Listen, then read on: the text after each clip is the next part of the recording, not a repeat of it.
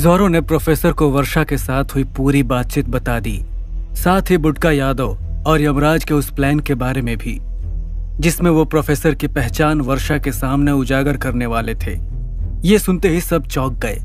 Professor को लगा था कि उसकी धमकी के बाद वे वर्षा को परेशान नहीं करेंगे, लेकिन उसने अपनी दुखती रग यमराज और बुटका के सामने उजागर करके सबसे बड़ी गलती कर दी थी। अरे तुम्हें ये बात पता चली थी तो सीधे मेरे पास आना चाहिए था ना कि वर्षा के पास जाना चाहिए था।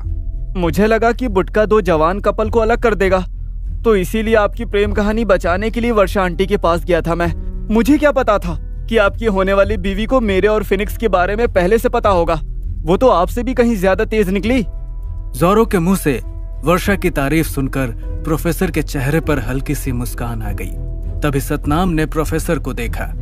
भाभी पर बाद में गर्व कर लेना, अभी ये सोचो कि अगर बुटका या यमराज चौधरी ने ये बात बता दी ना तो भाभी पर एक और मुसीबत गले पड़ जाएगी, और ऊपर से उसे हमारे फिनिक्स गैंग के बारे में पता भी है। अगर उसने भूल से भी यमराज के सामने कुछ कह दिया तो हमारा प्लान हिट होने से पहले ही सुपर फ्लॉप हो जाएगा। ये सुनकर सबके चेहरे पर चिंता साफ दिखाई दे रही थी, सिवाय प्रोफेसर के। प्रोफेसर हमेशा अपने साथ एक बैकअप प्लान लेकर चलता था। अगर कोई प्लान फेल हो जाता तो उसका बैकअप तैयार रहता। वो पहले से ही हर सिचुएशन का 100 बार एनालिसिस कर चुका होता था और हर संभावना को परख चुका होता था। लेकिन जोरो ने एक अलग ही सिचुएशन खड़ी कर दी थी। ज्यादा चिंता मत करो पाजी, मैं उन्हें संभाल लूंगा। वैसे भी जोरो हमेशा बुटका के साथ रहेगा।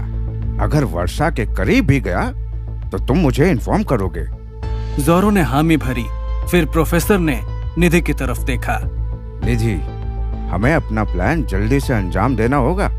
और पाजी, आपको पता है ना कि आपको क्या करना है? सतनाम ने सहमति से सिर हिलाया। तभी प्रोफेसर का मोबाइल बजा और वो साइड में चले गए। जोरो ने निधि की तरफ देखा जो कुछ सोच रही थी। जोरो उसके पास आया। क्या हुआ निधि, क्या सोच रही हो? निधि ने जोरो को देखा और उसे गले लगा लिया। ये देखकर सतनाम ने वहां से जाने का फैसला किया और बाहर चला गया। जोरो ने पीछे मुड़कर देखा, सतनाम जा चुका था। जोरो ने निधि के सर पर हल्का सा किस किया। निधि उदास महसूस कर रही थी। जोरो, मैं सोच रही थी कि हमें ये सब करना जरूरी है। हम सीधे बुटका यादव और यमराज को मार भी तो सकते हैं। फिर प्यार का नाटक और ये सब क्यों? निधि, हम सीधे अटैक कर सकते हैं, लेकिन इससे हम सबके सामने एक्सपोज हो जाएंगे, और जब तक हम 50% पावर के हकदार नहीं हो जाते ना, तब तक हम माफिया के सामने नहीं आ सकते। और तुम घबराओ मत, मैं हमेशा तुम्हारे आसपास रहूंगा। अच्छा एक बात बताओ, क्या बुटका ने तुम्हारे साथ कुछ गलत किया? नहीं, लेकिन किसी की भावनाओं के साथ खेलना मुझे सही नहीं लग रहा। मैं भी आज रॉनी की तरह किसी की भावनाओं के साथ खेल रही हूँ। रॉनी और मुझ में अब कोई फर्क नहीं रहा। जब किसी का दिल टूटता है तो वो सबसे खतरनाक बन जाता है।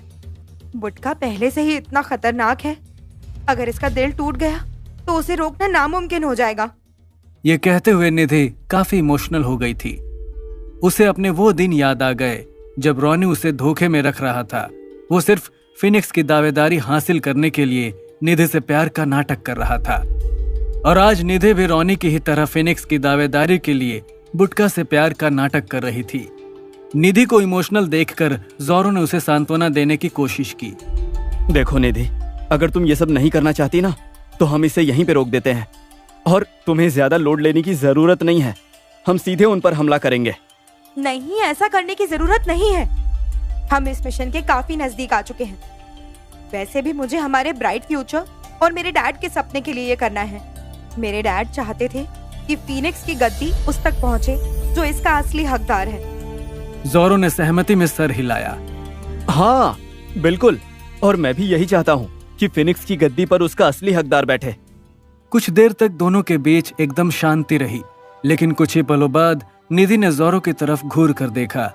जोरो इस नजर को अच्छी तरह जानता था। निधि जोरो को ऐसी नजर से तब देखती थी जब जोरो ने कोई गलती की हो, लेकिन जोरो को याद नहीं आ रहा था कि उसने क्या गलती की है।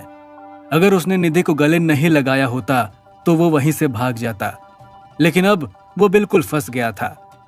अगर वो निधि को अपनी बाहों से अलग करता तो भी निधि के गुस्से का शिकार बनता और वहीं खड़ा रहता तो भी दोनों ही हालात में वो निधि से बच नहीं सकता था। जोरो ने आने वाले तूफान को रोकने की कोशिश की।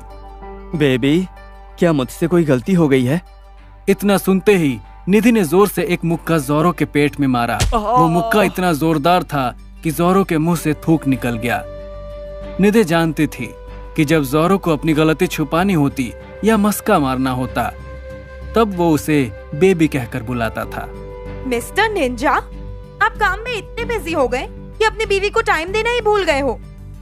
अभी हमारी शादी को 1 महीना भी नहीं हुआ है और तुम मुझे नेग्लेक्ट करने लग गए हो। सारे मर्द एक जैसे ही होते हैं। ये कहते हुए निधि ने जोरो के मुंह पर एक और मुक्का मार दिया। इस बार भी जोरो को जोर से पड़ी थी। जोरो हजारों निंजाओं से लड़ सकता था, लाखों समुराइयों से लड़ सकता था, लेकिन अपनी गुस्सैल बीवी से नहीं। जोरो ने निधि को मनाने के लिए एक और प्रयास किया।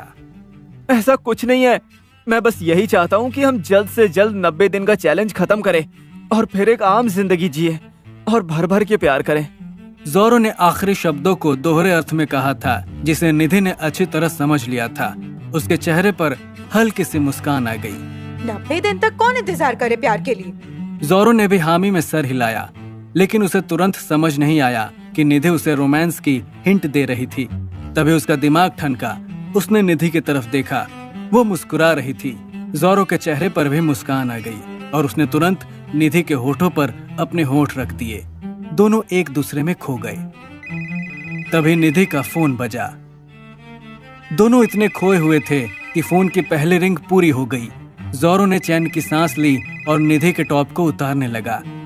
तभी मोबाइल की रिंग फिर से बजी। 1 मिनट जोरो। जोरो ने मन ही मन फोन करने वाले को गालियां दी। निधि ने मोबाइल के स्क्रीन पर देखा तो उसके चेहरे का रंग उड़ गया और उसका चेहरा एकदम सीरियस हो गया। जोरो ने निधि का चेहरा देखा तो उसे सिचुएशन समझ आ गई। कौन है?